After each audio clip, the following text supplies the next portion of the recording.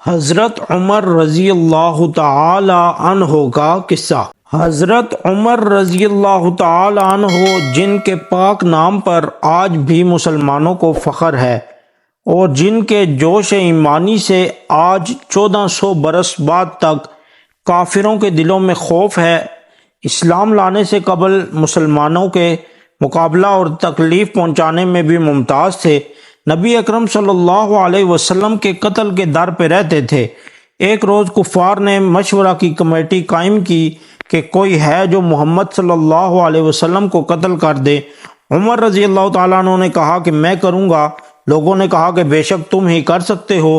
عمر تلوار لٹکائے ہوئے اٹھے اور چل دیے۔ اسی فکر میں جا رہے تھے کہ ایک صاحب قبیلہ زہرہ کے جن کا نام حضرت سعد بن ابی وقاص رضی اللہ تعالیٰ عنہ ہے اور بعضوں نے اور صاحب لکھے ہیں، ملے۔ انہوں نے پوچھا کہ عمر کہاں جا رہے ہو؟ کہنے لگے کہ محمد صلی اللہ علیہ وسلم کے قتل کی فکر میں ہوں، نعوذ باللہ۔ سعد نے کہا کہ بنو ہاشم اور بنو زہرہ اور بنو عبد مناف سے کیسے مطمئن ہو گئے؟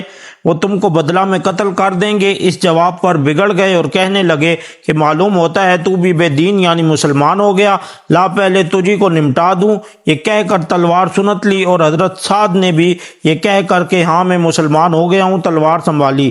دونوں طرف سے تلوار چلنے کو تھی کہ حضرت سعد رضی اللہ تعالیٰ عنہ نے کہا کہ پہلے اپنے گھر کی تو خبر لے، تیری بہن اور بے نوئی دونوں مسلمان ہو چکے ہیں۔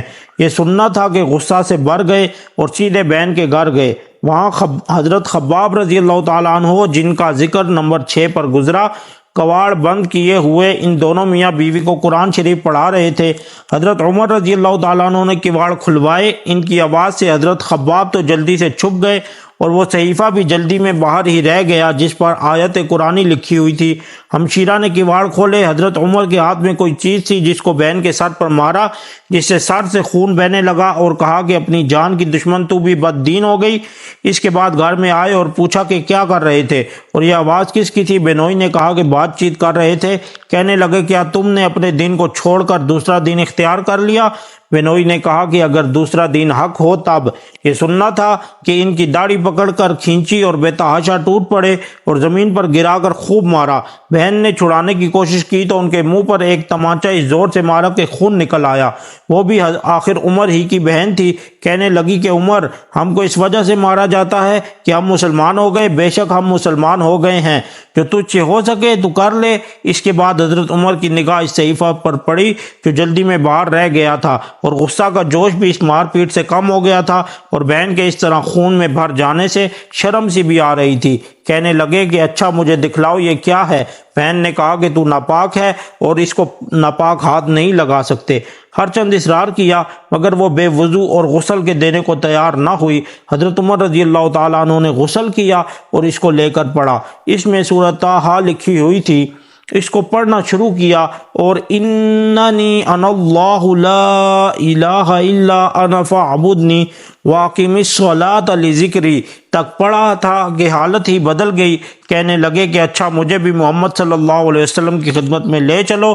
یہ الفاظ سن کر حضرت خباب رضی اللہ تعالیٰ عنہ اندر سے نکلے اور کہا کہ اے عمر، تجھے خوشخبری دیتا ہوں کہ کل شب شبنہ میں حضور اقدس صلی اللہ علیہ وسلم نے دعا مانگی تھی کہ یا اللہ، عمر اور ابو جہل میں جو تجھے زیادہ پسند ہو اس سے اسلام کو قوت عطا فرما۔ یہ دونوں قوت میں مشہور تھے۔ معلوم ہوتا ہے کہ حضور صلی اللہ علیہ وسلم کی دعا تمہارے حق میں قبول ہو گئی۔ اس کے بعد حضور صلی اللہ علیہ وسلم کی خدمت میں حاضر ہوئے اور جمعہ کی صبح کو مسلمان ہوئے۔ ان کا مسلمان ہونا تھا کہ کفار کے حوصلے پست ہونا شروع ہو گئے، مگر پھر بھی یہ نہایت مختصر جماعت تھی اور وہ سارا مکہ بلکہ سارا عرب۔ اس لیے اور بھی جوش پیدا ہوا اور جلسے کر کے مشورہ کر کے ان حضرات کو ناپید کرنے کی کوشش ہوتی تھی اور اس طرح کی تدبیریں کی جاتی تھی۔ تاہم اتنا ضرور ہوا کہ مسلمان مکہ کی مسجد میں نماز پڑھنے لگے۔ حضرت عبداللہ بن مسعود رضی اللہ تعالیٰ عنہ فرماتے ہیں کہ عمر رضی اللہ تعالیٰ عنہ کا اسلام لانا مسلمانوں کی فتح تھی اور ان کی ہجرت مسلمانوں کی مدد تھی اور ان کی خلافت رحمت تھی۔